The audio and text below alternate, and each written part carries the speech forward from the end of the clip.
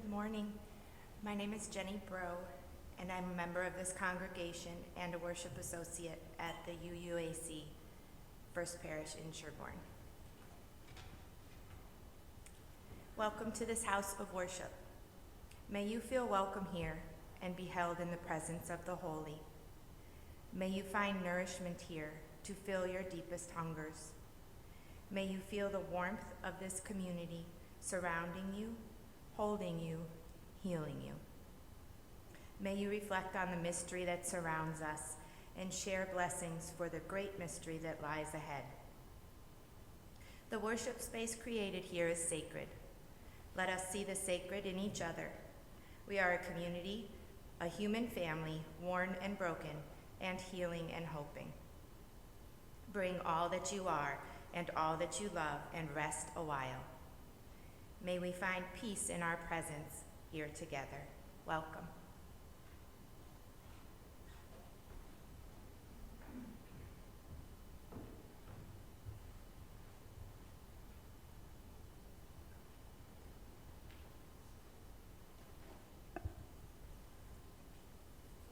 So I need a little coaching from Jason there. He's like, "Psst, you're good for the announcements."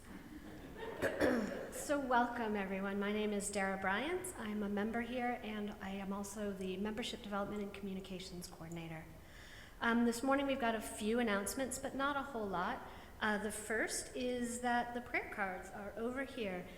If you haven't had a chance and you've got a prayer weighing and landing on your heart, please fill out a prayer card.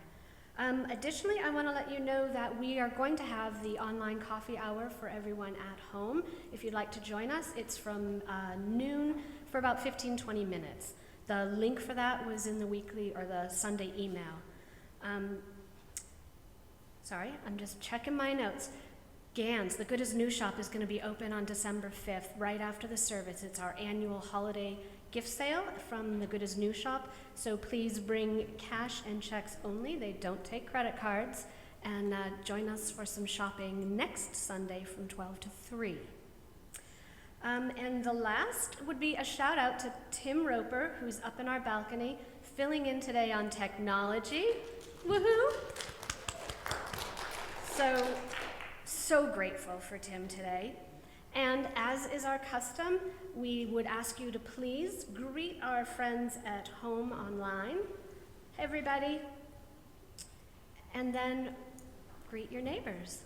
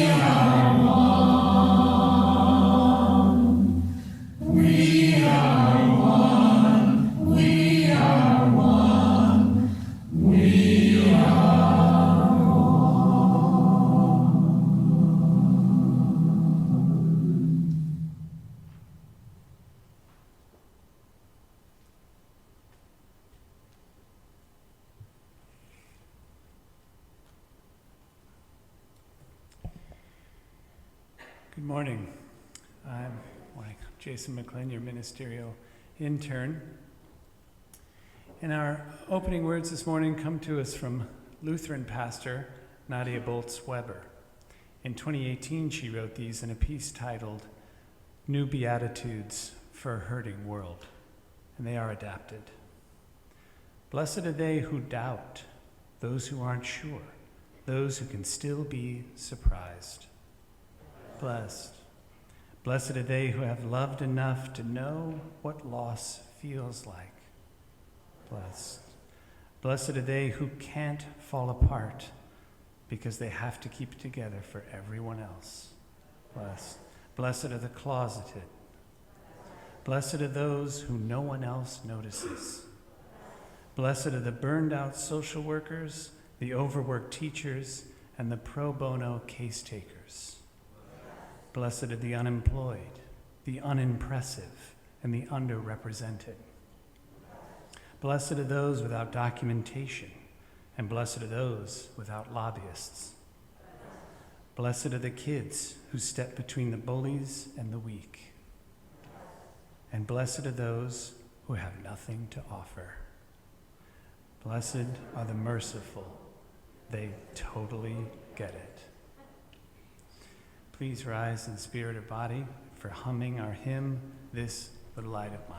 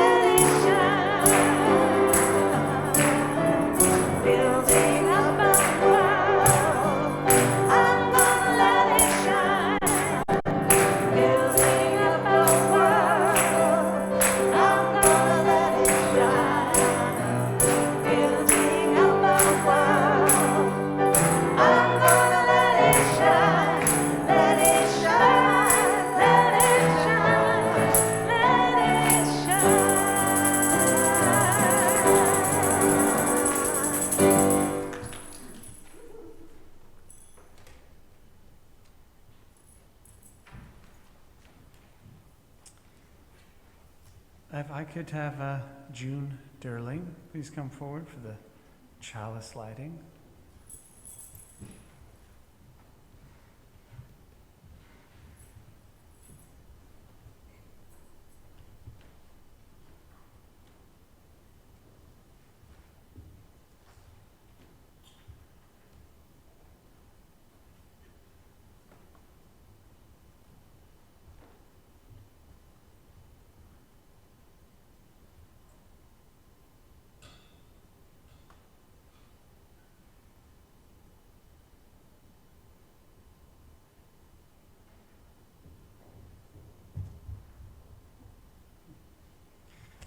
Please join.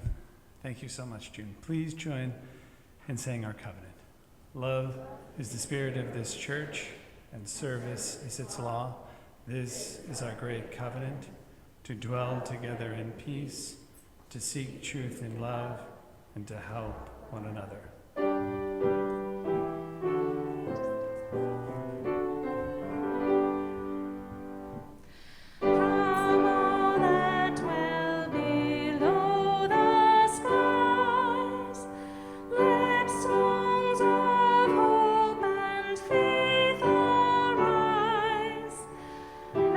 Peace, goodwill, honor.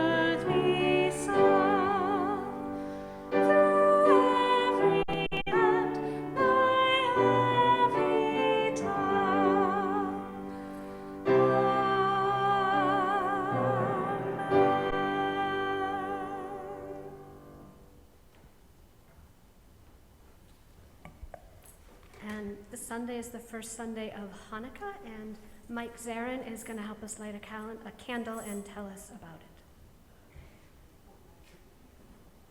it. Yeah, y'all can sit down. So, my name is Mike Zarin, and I am one of the Jewish members of this congregation. And Darrah asked me to say a few words about Hanukkah, and then help light the candles for the first night of Hanukkah. So, as a math science person, I'm not maybe the best person to be talking about the history of Hanukkah, but I'll do my best.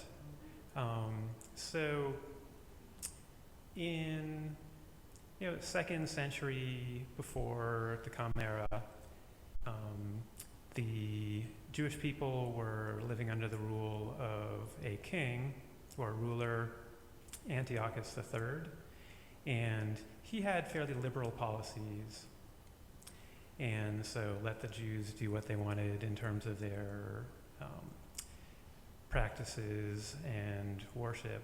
But when he passed away, he was followed by Antiochus IV, who outlawed the practice of Judaism and had his followers desecrate the Jewish temple. And you can imagine, what that might have been like for the Jews at the time. You can imagine some ruler of this country coming in and saying, like, you're not allowed to practice Unitarian Universalism, and coming into our sacred space and tearing down our rainbow flags and our Black Lives Matter flags and putting up some,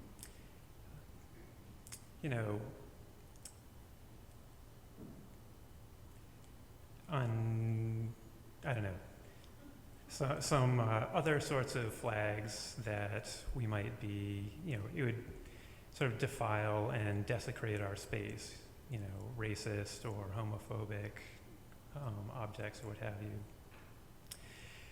And so a old man named Mattathias and his sons rose up against this ruler and overthrew that ruler. And you can imagine, like, maybe in today's political climate, maybe overthrowing a ruler by going to the ballot box and voting out the person who was saying racist, hateful things. And to celebrate, they had to clean up the temple. So they took down all those nasty flags and whatever that were there, and they had their own light, kind of like our chalice, that they needed some special oil for, but when the people before them were in charge, they broke all the holders for their oil, so they only had enough oil. They found this one little thing that was only good enough for one night, and you might imagine that our chalice here needed oil, and we only had enough oil for one Sunday, but that oil lasted for 8 nights, and so to celebrate, we have our menorah, and we celebrate the 8 nights of Hanukkah by lighting the central candle, the shamus, and use that to light a new candle every night. And we sing a song to go with the lighting of the candles, and I'll sing it now and have some help from my candle lighter. And you can hum along.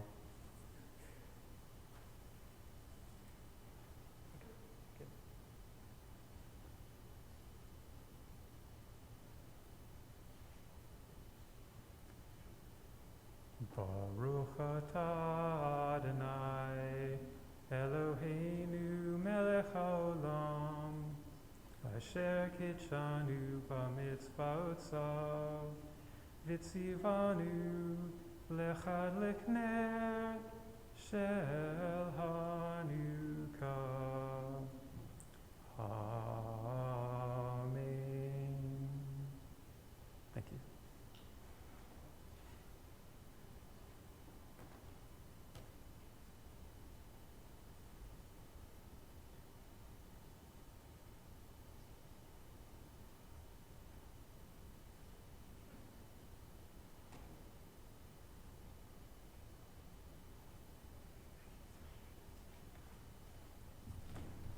Thank you so much, Mike. In addition, we have our Advent candles, as this is the season of Advent. And for those of you who have been in this congregation, you do Advent candles, but for myself and perhaps newcomers, I wanted to share some words from the Reverend Lynn Cox briefly about the season. So Unitarian Universalism is a faith with roots in Christianity. Some you use today identify as Christians and others don't. Yet during this season of Advent, we all have something we can find illuminating, comforting, challenging, or fulfilling by reinterpreting old traditions.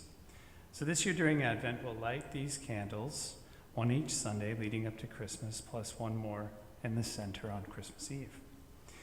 We'll light these Advent candles to remember hope, peace, joy, and love. As we light them throughout this season of waiting, let us remember to be fully present in the moment with each other, with ourselves, and with the source of blessing as we understand it to be, as much as this is possible, of course. And I have a reading now. We join with others from throughout time and beyond time in the practice of repairing the world. We light the candle for hope.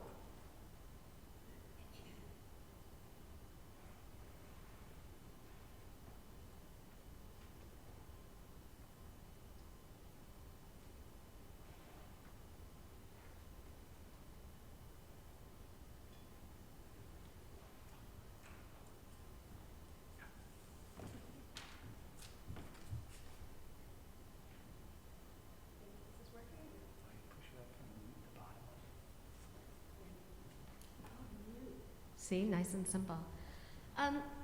So we're just going to do Wonderbox with everybody in the pews today, since we don't have that many kids here. So y'all get to pretend like you're kids today. Does somebody want to open the Wonderbox? Tom does? I can see the joy in his eyes.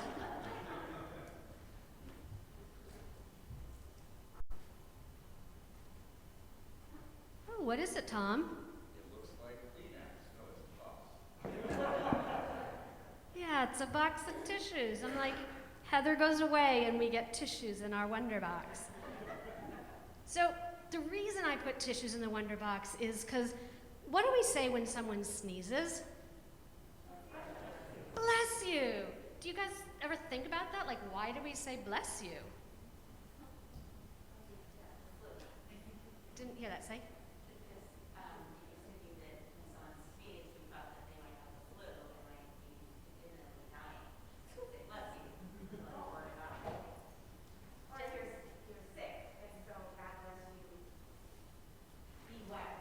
Right, it's a blessing that someone not get sick, that they be well. And Jason told me a very fun fact this morning, which is that when you sneeze, in that moment, your heart stops beating for a beat before it picks up again. I thought that was a joyful little tidbit from Jason. But it's a blessing, it's a wish that you be well, that you have good health, right? And blessings are funny things because they come in so many different shapes and sizes. And I was thinking, we just had Thanksgiving on Thursday, and how many of you all do the practice of going around the table and everyone has to say a gratitude? Yeah. So what did you guys say? What was your gratitude? Health. Sandra, did you have one?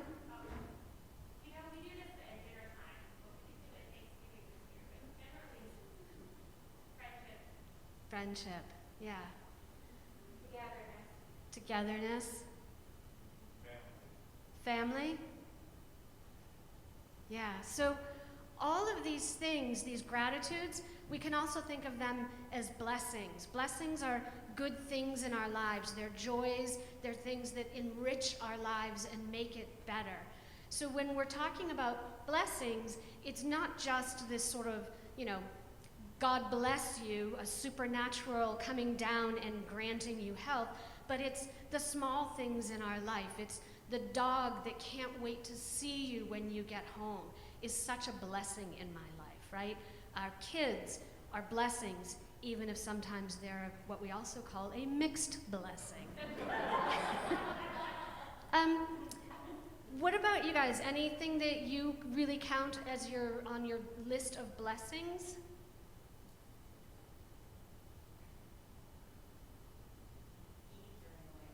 Heat, absolutely, yeah.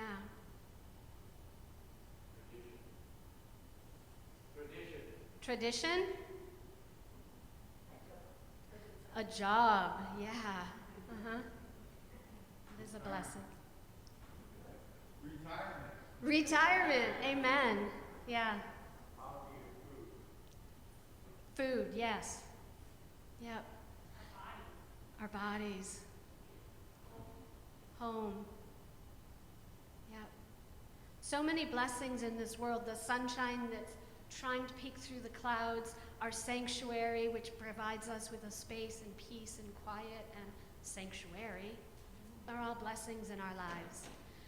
So in this spirit of Thanksgiving and holiday, throughout your week, as you're living your lives, remember your gratitudes that are the blessings that fill and enrich our lives.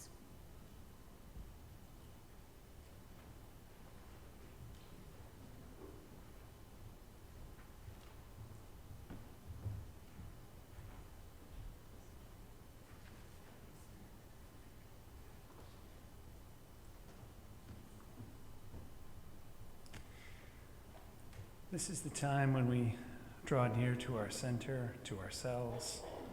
So be you here in the sanctuary or at home, just take a moment to place your feet flat on the ground.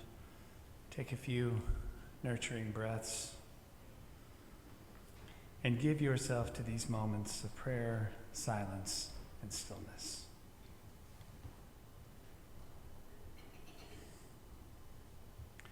We will now have our call to prayer. Loosen, loosen.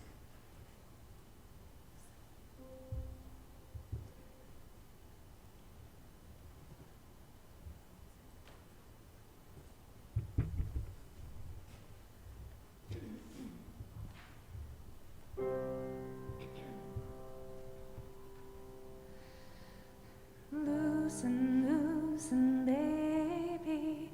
You don't have to carry the weight of the world in your muscles and bones. Let go, let go, let go. Loosen, loosen, baby. You don't have to carry the weight of the world in your muscles and bones.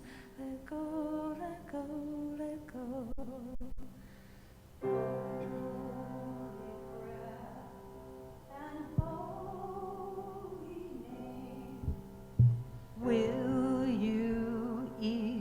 Will you ease this pain? Holy breath and holy name. Will you ease this pain? Loosen, loosen, baby, and you don't have to carry the weight of the world in your muscles and bones. Let go, let go, let go.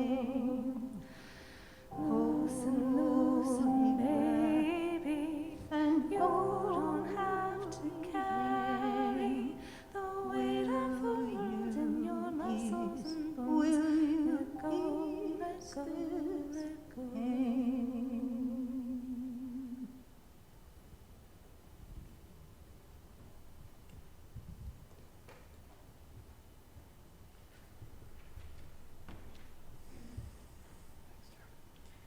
Many of us carry with us today prayers for loved ones, the world we share, and prayers of joy and thanksgiving.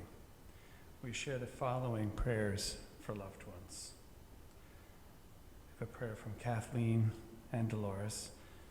Prayer for Kathleen's grandmother, Dolly's mom, in the hospital with pneumonia. Jamie shares a prayer for college students who continue to struggle as they head into finals this term. I have an anonymous prayer for those struggling with addiction. And Molly sends a prayer for her stepchildren, Eliza and Jackson, whose mother died 20 years ago this month. For those prayers named and those that go unnamed, we light a candle. And as we turn our thoughts and attention beyond the walls of our sacred community to the outside world, we're reminded of November 20th, which is National Trans Remembrance Day, a day which was created in 1999 to memorialize those who had lost their lives as the result of transphobia. We're also holding the news of the new COVID variant, Omicron. We hold it with much anxiety and concern for those affected and what this means. We also have another prayer for Stephen Sondheim, that the person writes, who was a true genius who inspired countless musicians and performers for decades. The father of contemporary theater, there are really no words to describe. For all those prayers named and unnamed, we light a candle.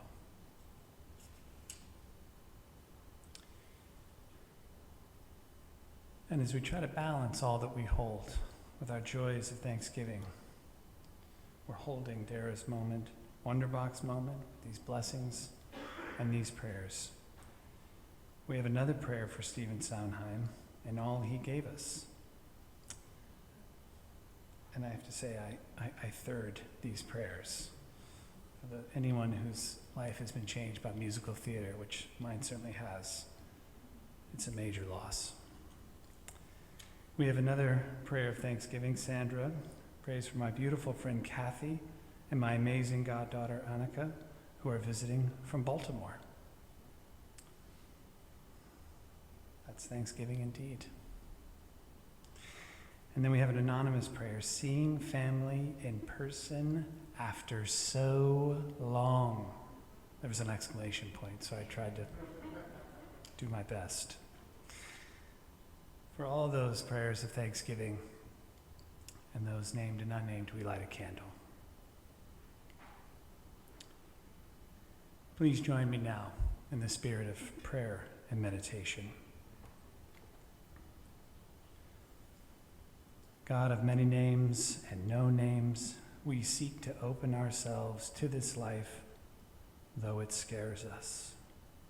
We seek something that is sacred, something holy, something that makes us stop in our tracks out of sheer reverence. There is so much pain in this world, near and far, so much tumult. And yet there is hope and joy as well. Let us give ourselves to this season that brings so much darkness. Let us see the gift of this time, encouraging a natural turning inward, so as to address that which we were either too busy or too nervous to tend to before. God, we seek a partner in this work of compassion and care. Take the shortened days at their invite to do this work of tending. This time of year brings with it many feelings, all of which need our kind gaze. Whatever they may be, we honor these feelings by feeling them and knowing that they are not the whole story. God of many names, we seek a partner in this work of compassion and care. We come to this house of worship to live that out, to live out the realities of our relational existence. How could it be otherwise with that which is beyond us? In the face of so much unknown, we come here to practice the holy yes. Please join me now in encountering the place that is silence.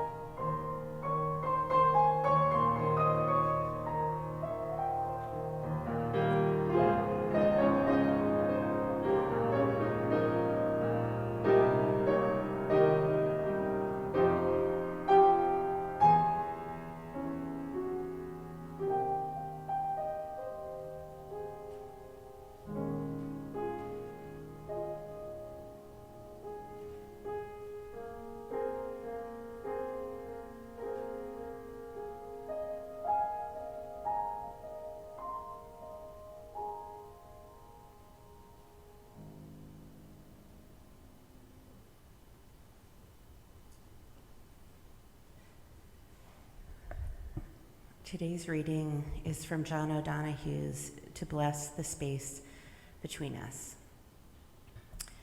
The word kindness has a gentle sound that seems to echo the presence of compassionate goodness. When someone is kind to you, you feel understood and seen. There is no judgment of harsh perception directed towards you. Kindness has gracious eyes. It is not small-minded or competitive. It wants nothing back for itself. Kindness strikes a resonance with the depths of your own heart. It also suggests that your vulnerability, though somehow exposed, is not taken advantage of. Rather, it has become an occasion for dignity and empathy. Kindness casts a different light, an evening light that has the depth of color and patience to illuminate what is complex and rich in difference. Despite all the darkness, human hope is based on the instinct that at the deepest level of reality, some intimate kindness holds sway. This is the heart of blessing. To believe in blessing is to believe that our being here, our very presence in the world, is itself the first gift, the primal blessing. As Rilke says, hier zu sein ist so viel. To be here is immense. Nowhere does the silence of the infinite lean so intensely around the form of a newborn infant. Once we arrive, we enter into the chosen. To be created and come to birth is to be blessed. Some primal kindness chose us and brought us through the forest of dreaming until we could emerge into the clearance of individuality with a path of life opening before us through the world. The beginning often holds the clue to everything that follows. Given the nature of our beginning, it is no wonder that our hearts are imbued with longing for beauty, meaning, order, creativity, compassion, and love. We approach the world with this roster of longings and expect that in some way the world will respond and confirm our desire. Our longing knows it cannot force the fulfillment of its desire, yet it does instinctively expect that primal benevolence to respond to it. This is the threshold where blessing comes alive.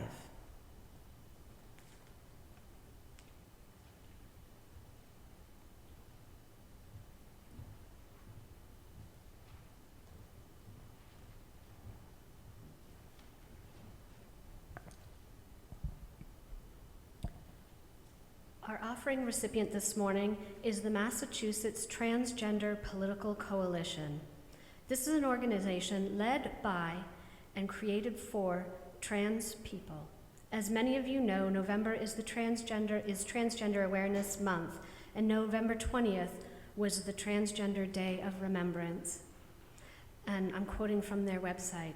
After a Massachusetts jury acquitted William Palmer for the murder of Chanel Pickett, a 23-year-old black transgender woman who was killed on November 20th, 1995. Rita Hester was found murdered in her apartment in Allston on November 28th, 1998. Rita Hester's murder inspired San Francisco-based transgender activist Gwen Smith to create the Remembering Our Dead web project for murdered transgender and gender nonconforming people. In 1999, Smith created the first Transgender Day of Remembrance.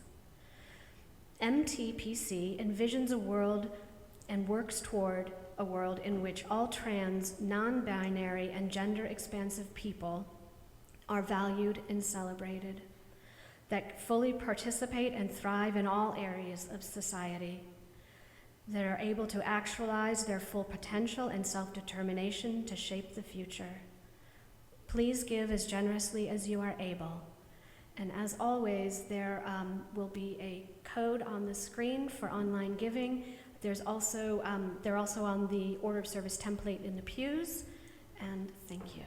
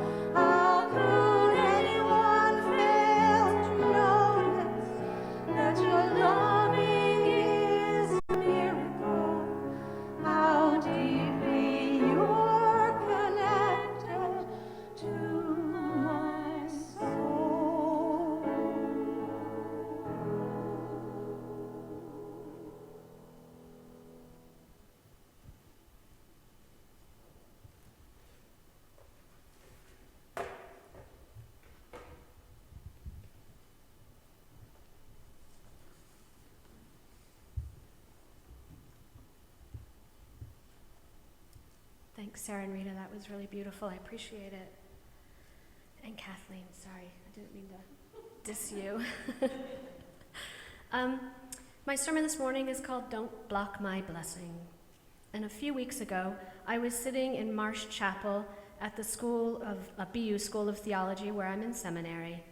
A friend of mine, Dennis Slaughter, was leading the service. The music was good. The sanctuary was scattered with friends, colleagues, and professors. My friend Dennis was preaching from the book of Mark in the Christian Testament. The story he was working with was the one where a blind man is trying to get to Jesus in order to be healed. And a blind man at that time meant that he was at the bottom of the rung. He was poor, he was a beggar, he's in tattered clothes, pushing and shoving to get to where Jesus is. And he's not quiet. He's yelling out, "Hey, here I am, see me, heal me." But Jesus' disciples are holding him back.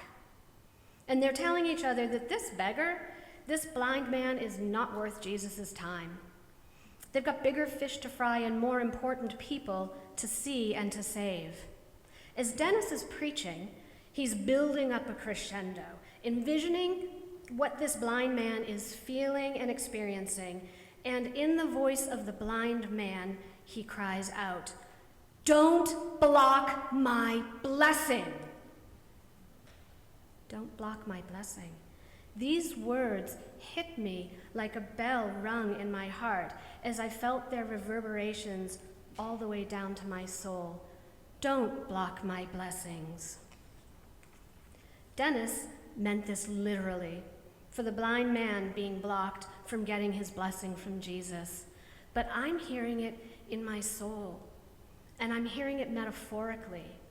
How many of us have ever had this experience where you hear something or see something that seems to suck all of the oxygen out of the room? Now, if I was a character in a movie, and this would be where, sitting in the chapel, the video montage would start. And in my mind's eye, falling like leaves from the sky, are photographs of memories, of times when blessings have been blocked in my life, when I was told that I was too short or too shy, not smart enough. It's not just the blessings of access like in the story, but also the times when my gifts and talents have been denied, or when I was deemed not good enough, times as a child, a teenager, a young adult, a parent. These photographs of memories, like leaves, drift to the ground beside me and rest on the pew next to me as I sit in Marsh Chapel. But here comes one photograph, and it's floating and spinning closer, and the closer it gets, the more of my view it takes up until it's all I can see. And it's a memory from last April. It was late, maybe 9 o'clock at night, and I was dog tired because I'd just finished a big project for school, and I'd sat down to have some dinner. There were boxes of pizza in front of me, and I had a slice of pizza in one hand and my book in the other, and a glass of wine waiting nearby, and I was so anxious for that peace and quiet time. But my oldest was milling about the kitchen, circling me as I sat at the counter with my late dinner, poking and prodding with their usual inflammatory comments on the state of the world, the ineptitude of the Democratic Party to effect any change. The usual ploys to hook me into a spirited discussion, but I was weary. And when these gambits and flights of sarcasm failed, my child came around in front of me and opened a box of pizza and took out a slice. Then they locked their eyes with mine and said, "I'm trans." And here's where I have to confess to having an epically poor parenting moment, and that in my script is block letters. If it was on a marquee, these letters would be so big because it was such a poor parenting moment. I laughed. This is the child who used to joke and tease me that You parents feel like failures if we don't have a gay, transgender, queer, gender non-conforming child. But this wasn't another ploy to get me out of my exhausted stupor. This was an honest, hey Mom, I have something really important to tell you, and you need to know this. I'm trans. I felt totally and completely unprepared, unequal to this moment. I felt the weight of her trust, the courage of her words as they landed on my heart. After apologizing for laughing, I fumbled my way through the conversation asking, what pronouns? She, her, she said. What do you want to be called? What name? She said Zoe. I was so unsure what the right thing to say was, but in my uncertainty, I knew one thing. I needed to tell her that she is loved, that she is beloved, with so many gifts and blessings, a keen intellect, a sarcastic wit, boundless enthusiasm, and a tender, soft heart. I love you, Zoe. You are a gift and a blessing in my life.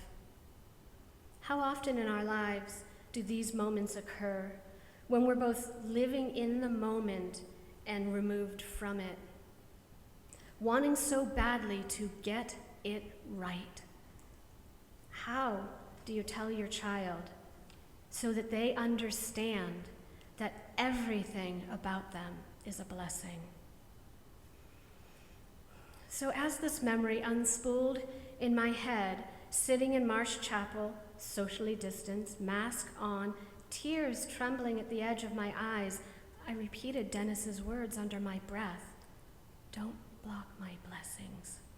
In a world where children live in fear of coming out to their parents, don't block my blessing. It's a fervent prayer. Spirit of life and compassion, may nothing stand in the way of this child. Don't block her blessing. And I'm only one of many parents sending up this prayer. A few weeks after Zoe came out to me, I was blessed to be taking part in a webinar offered by Out Metro West. And one of the leaders was telling the story of her child coming out to her. Now, she prefaced the story by saying that she identifies as queer. She works for an organization that supports LGBTQ+ youth. And if anyone should know what to do, what to say when their child comes out to them, it would be her. But when her child came to her and said, I'm trans, she never saw it coming, nor did she know what the right thing to say was. But one thing she said that she knew was, quote, that I would not be the first person to bully my child. Just let that sink in. She would not be the first person who tried to deny her child's feelings, to doubt, to denigrate, to deny her child's declaration. Don't block my blessing. For this mom, it was a promise, a declaration, a commitment to not block her child's blessing. I covenant with you, my child, to not block your blessing, to affirm and to promote who you know yourself to be. Recently, Zoe came down to talk to me again in the kitchen as I was making dinner. She did her usual milling and circling because she is a kinetic thinker. And when she was ready, she stopped, looked me in the eyes, and said something to the effect of, did you know that there are states that have passed laws making me illegal? The look of sadness and betrayal on her face and in her eyes that slowly morphed into anger broke my heart.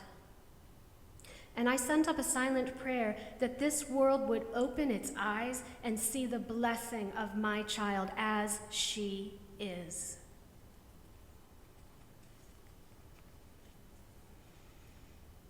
The Human Rights Campaign is calling 2021 the worst year in history for LGBTQ+ rights.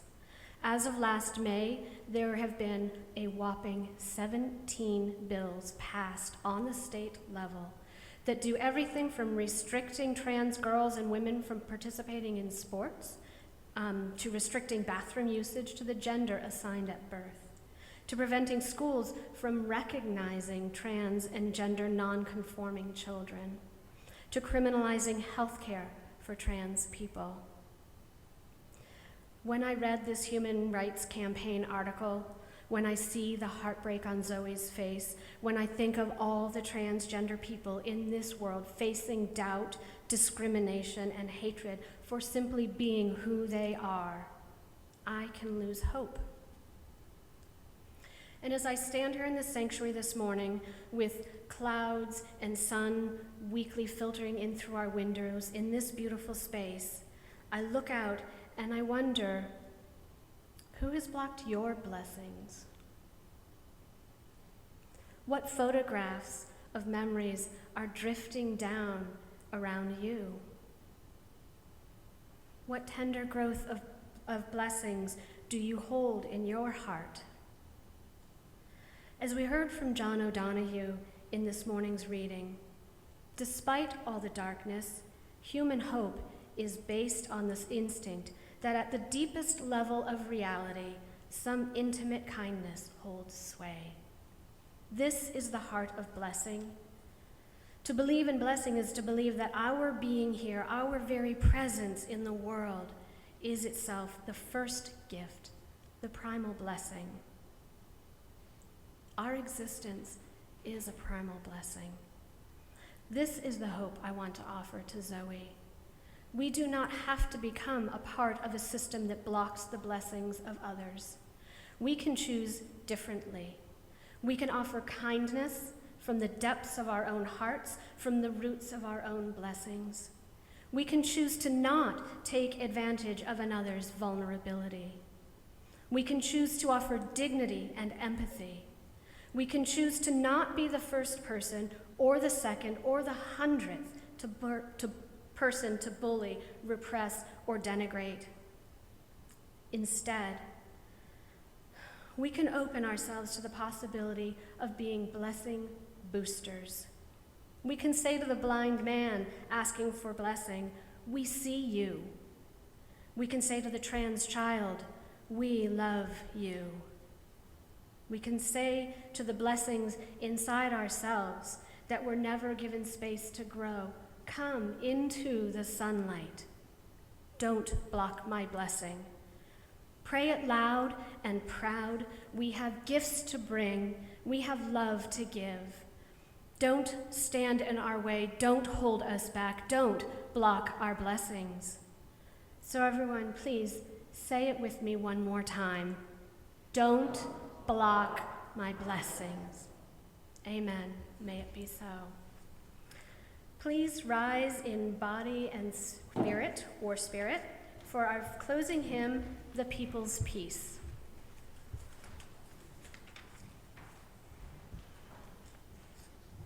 Come thou fount of every blessing. Oh, well, it says People's Peace in the script. Sorry.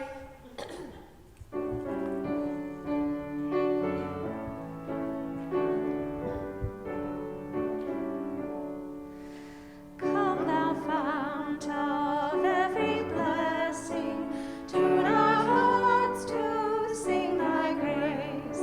Streams of mercy never ceasing, call for songs of loudest praise. While the hope of life's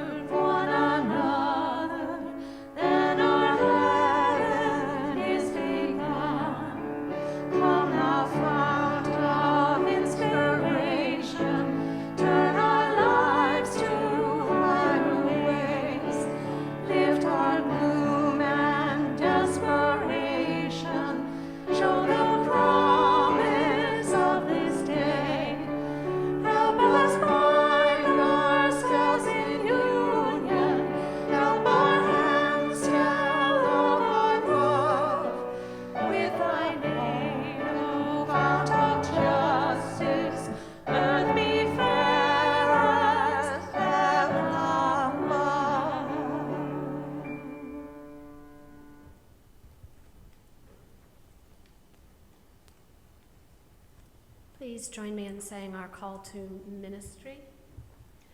We go forth into the world in peace, to act with works of love, to affirm each person's dignity, and to cherish the living earth.